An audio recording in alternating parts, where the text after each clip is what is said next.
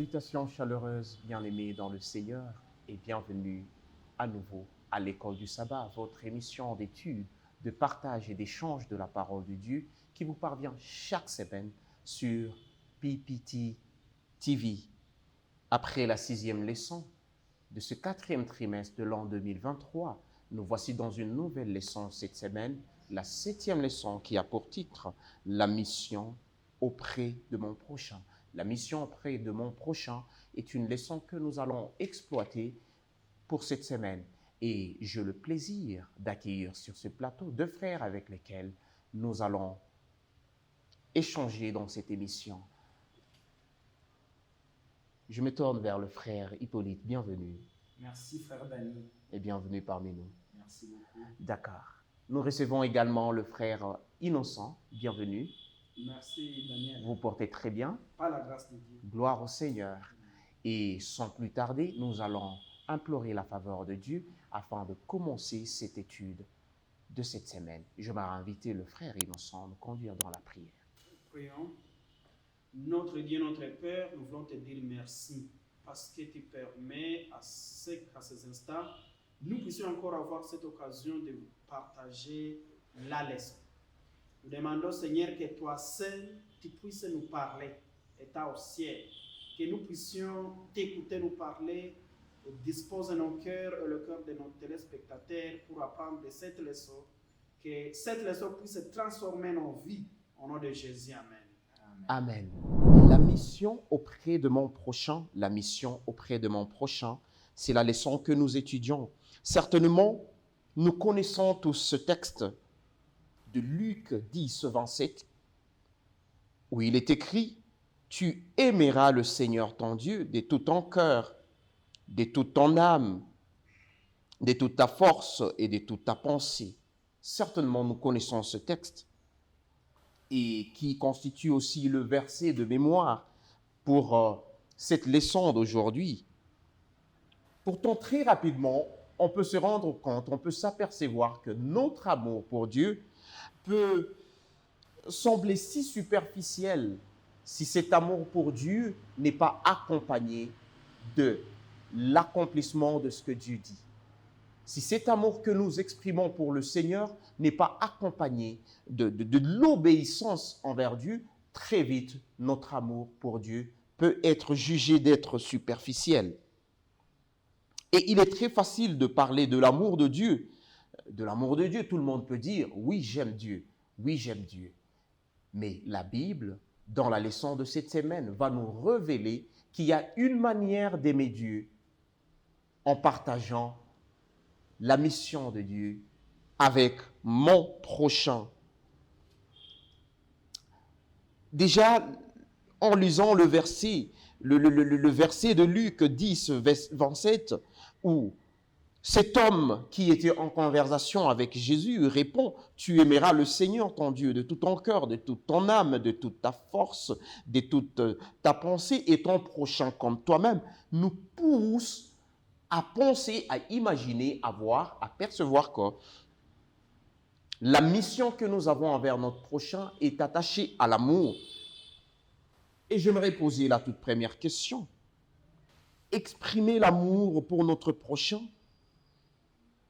est une véritable expression envers Dieu de notre amour.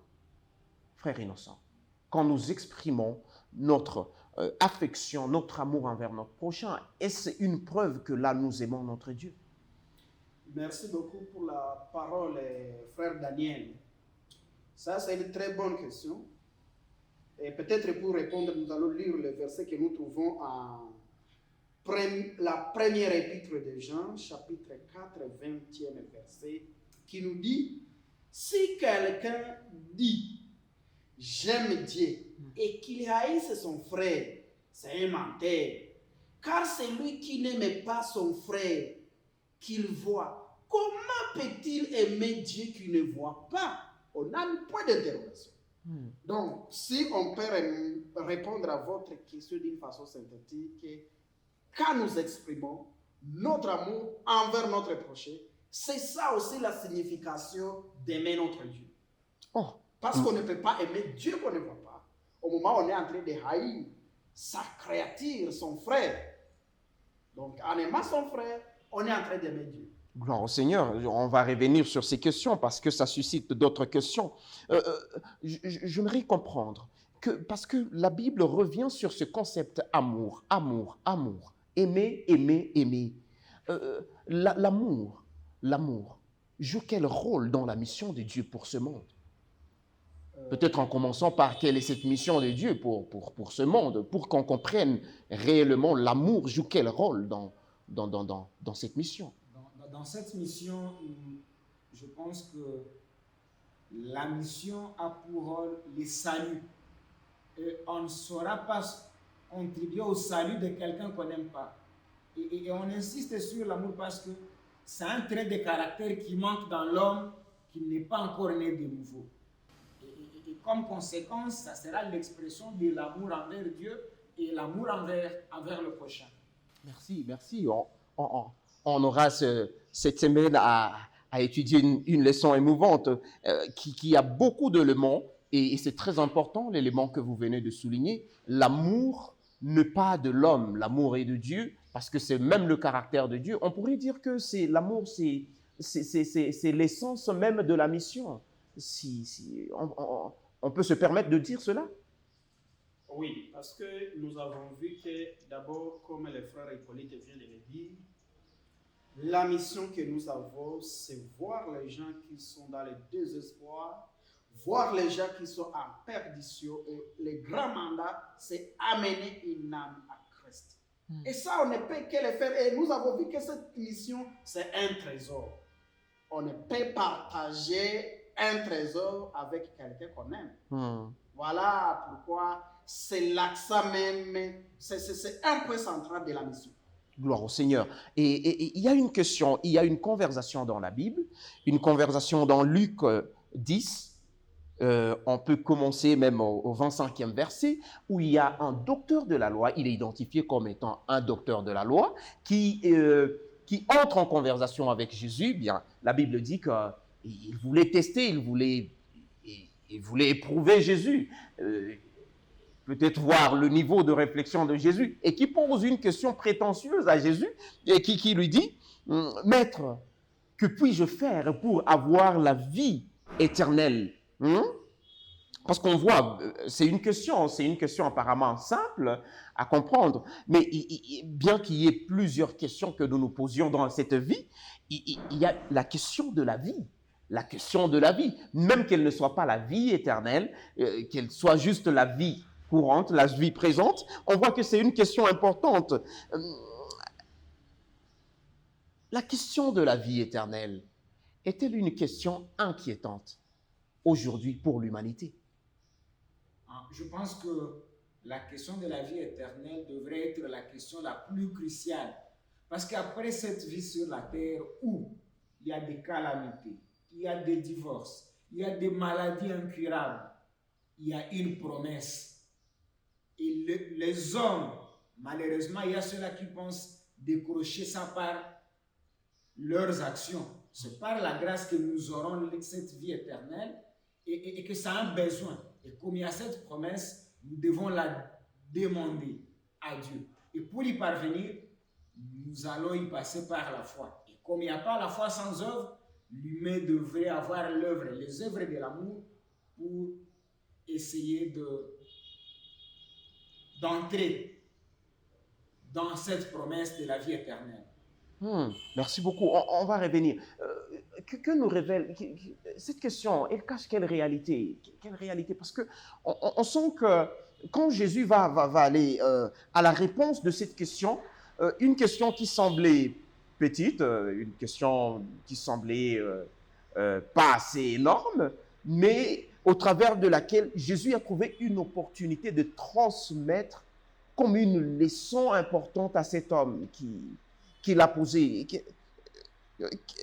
Pouvez-vous nous révéler la maladresse qu'il y avait dans cette question et la grande grâce que la réponse de Jésus révèle sur cette question?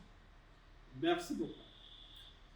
Vous voyez, bon, je ne sais pas si c'est toujours l'habitude des gens qui font la loi. Oui. Ils ont oublié qu'il était un docteur dans la loi. Oui. Bon, je ne sais pas pour le moment, on a les avocats, on a des juristes, je ne sais pas comment hiérarchiser, je ne suis pas du domaine, mais je sais que dans leur manière, lorsqu'un avocat est en train de défendre son client, ils ont des manières de poser des questions d'attrape-niveau. Oui. Alors je crois que le docteur de la loi aussi, quand il pose une question, il est en train de piéger Jésus. Malheureusement, il est docteur et oublie qu'il est devant un docteur de docteurs. Alors quand il pose la question, il est en train de tendre un piège à Jésus. Mais la leçon nous montre la façon dont Jésus répond. Jésus sait que le Messie est en train de le tendre un piège. Et là aussi, on veut nous amener, nous montrer que dans la mission, tout ne sera pas rose. Il y aura des moments où nous pouvons rencontrer les gens qui peuvent nous tendre aussi des pièges. Maintenant, la chose c'est de voir comment est-ce que Jésus a répondu à ce Messie.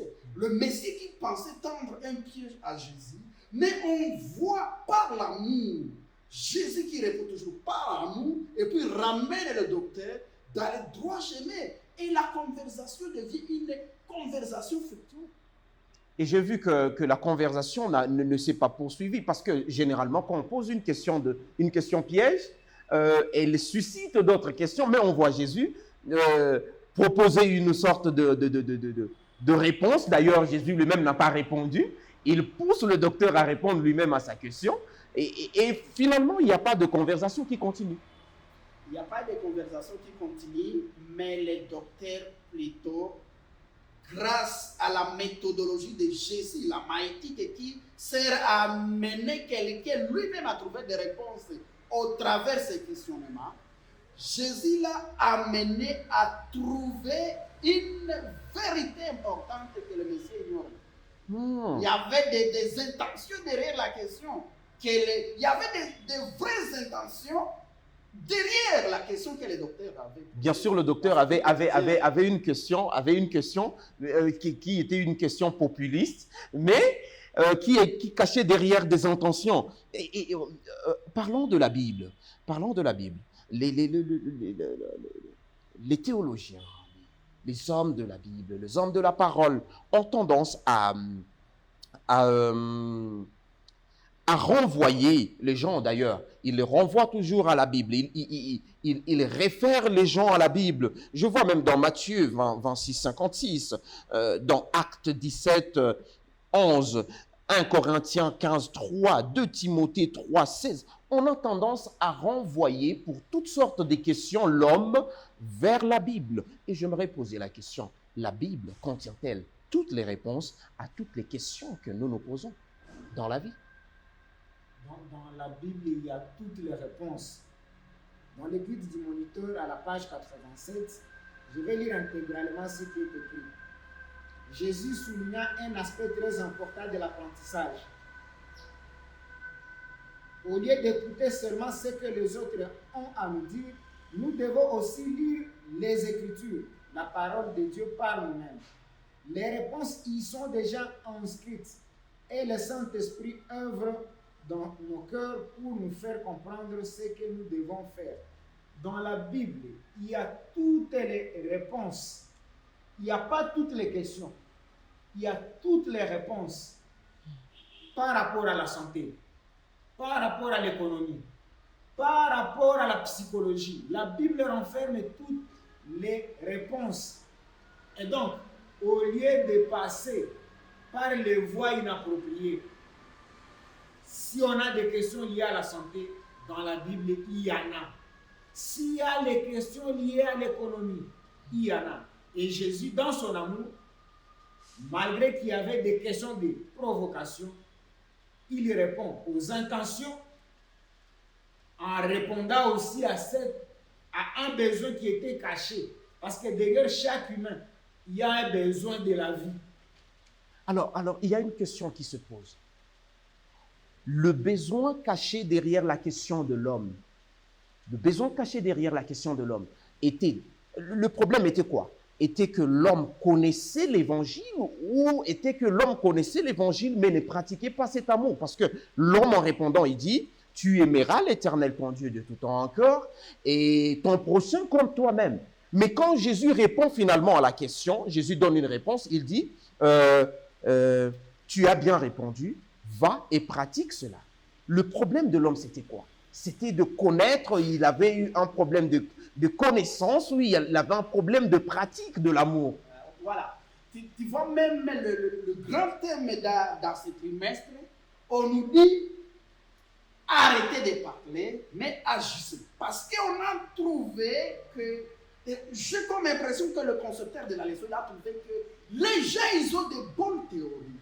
Les gens, ils parlent, quand quelqu'un parle, il a la rhétorique. Mais quand on les voit sur le plan pratique, sérieux. Et des fois, nous parlons beaucoup de l'évangile, mais du point de vue pratique, on trouve qu'il n'y a rien. Et donc, ce messieurs, quand il voit, tu t'imagines, devant un enseignant comme Jésus, qui te donne très bien, il te dit, tu as très bien répondu. Mais le problème, c'était quoi? C'était la pratique. Et la leçon va nous amener dans la pratique, à quitter le dire, mais aller dans les actes. Quitter le dire et aller dans les actes. Et je me demande, est-il possible d'aimer mon prochain comme moi-même? Honnêtement, sincèrement. Je voulais dire que on a dit dans l'introduction que le trait de caractère de l'amour, pour quelqu'un qui prétend être de Dieu, doit avoir ce trait de caractère. Et pour répondre à cette question, dans Jacques chapitre 2, le verset 17 à 22, si le frère Innocent peut nous faire la lecture. En Jacques chapitre 2, verset 17 à 22, à partir du 7e verset, ça dit ceci. Il en est ainsi de la loi. Si elle n'a pas les œuvres, elle est morte en elle-même. Mais quelqu'un dira, toi tu as la foi, et moi j'ai les œuvres. Montre-moi ta foi sans les œuvres, et moi je te montrerai la foi par mes œuvres. Tu crois qu'il y a un seul Dieu, tu fais bien. Les démons les croient aussi, et ils tremblent. Veux-tu savoir, ô homme, que la foi sans les œuvres est inutile? Abraham, notre père, ne fut-il pas justifié par les œuvres lorsqu'il offrit son fils Isaac sur l'autel? 22e verset nous dit, tu vois que la foi agissait avec ses œuvres et que par les œuvres, la foi fut rendue parfaite. Okay. Je voulais dire que connaître sans agir, en tout cas, c'est être à côté. Un évangile dépourvu des actes, c'est un évangile qui est mort. En tout cas, ce n'est même pas un évangile. Une foi dépourvue des actes, c'est une foi inexistante. Et donc, quelqu'un qui prétend avoir de l'amour, qui prétend être enfant de Dieu, doit exprimer son amour par les actions. L'amour en action. Et dans la vie de Jésus, c'est face à ses disciples que Jésus faisait des longs discours. Il les faisait asseoir. Face aux foules, Jésus faisait deux actions. Il parlait moins et agissait plus. Et c'est à cela que ceux-là qui prétendent être les disciples de Jésus doivent sur le terrain faire des actions et moins de paroles. Voici une autre partie intéressante de la réponse de Jésus à la question de l'homme. Non seulement Jésus lui dit, tu as bien dit, va et fais. Mais il se rend compte qu'il lui manque des exemples. Et pour un juif, que Jésus prenne un samaritain, parce que c'est la Bible, c'est les écrivains de la Bible qui l'appellent bon samaritain, Jésus prend un exemple. Lorsque nous lisons dans Luc 10, à partir du 28e verset, il y a une histoire intéressante. Le samaritain.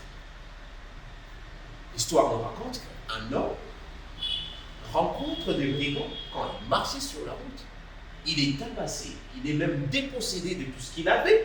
Et un juif, un prêtre même de surcroît, passe par là, il voit une personne en besoin, mais il le dépasse. Et un samaritain arrive, il prend soin de cet homme. Non, tu vois que la manière d'amener cet homme, tu vois, Jésus raconte cette histoire et il dit, un homme quitte Jérusalem vers Jéricho.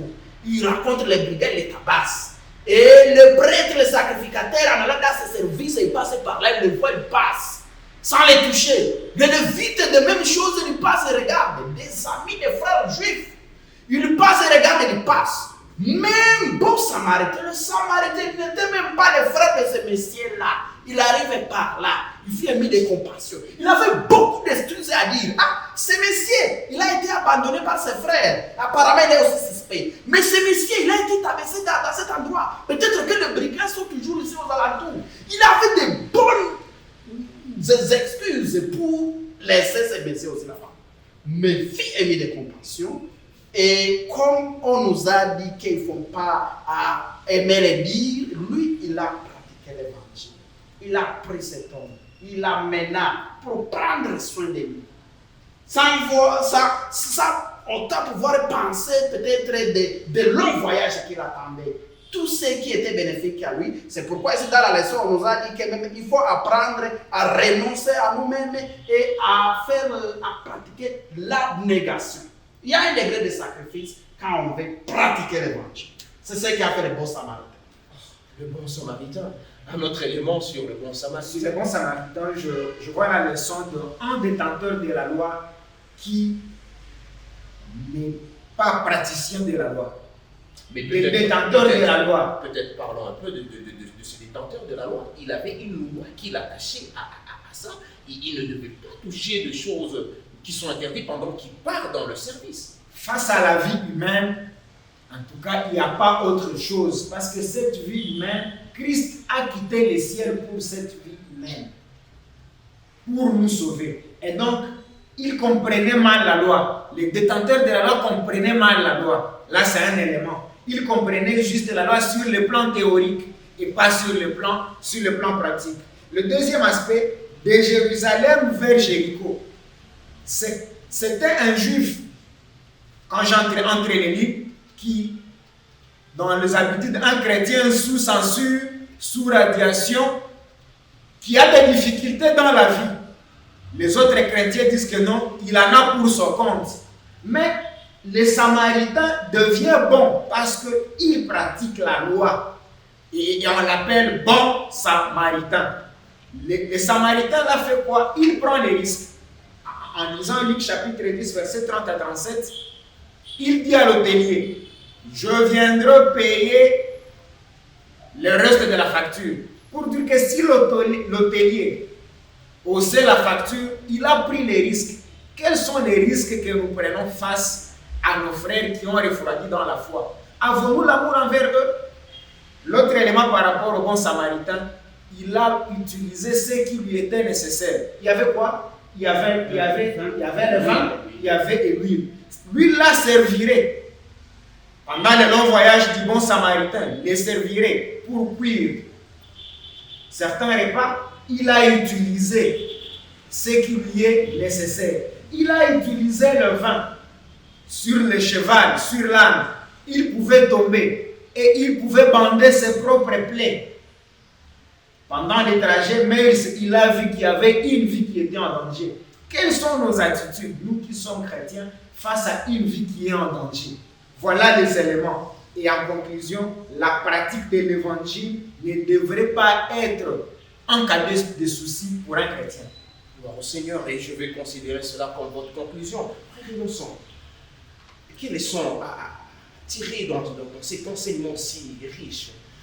Non, tu vois la grande question, la question des questions, je crois on est parlé. Quand le docteur de la loi, il a posé, que dois-je faire pour hériter la vie éternelle? C'est ça la question. Tout ce que nous pouvons faire ici sur la terre, que l'Éternel nous aide avec nos téléspectateurs à avoir cette vie éternelle. Avoir cette vie éternelle, ce n'est pas dire être dans la théorie de l'évangile, c'est pratiquer l'évangile, que l'évangile soit notre vécu quotidien. Gloire au Seigneur, gloire au Seigneur. Qu'avons-nous encore à ajouter? N'aimons pas la parole, aimons avec les actes. C'est la volonté de Dieu. Que le Seigneur nous soutienne dans cette quête.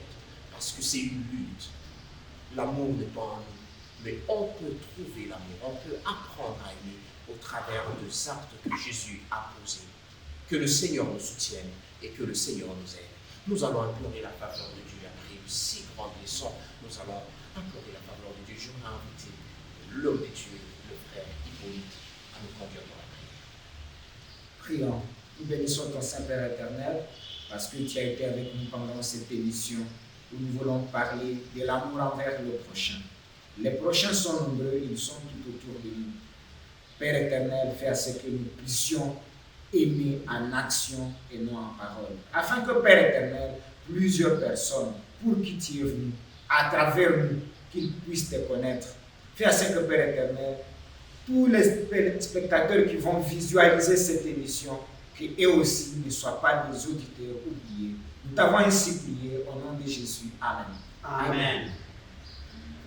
C'est ainsi que nous arrivons au terme de notre émission d'aujourd'hui.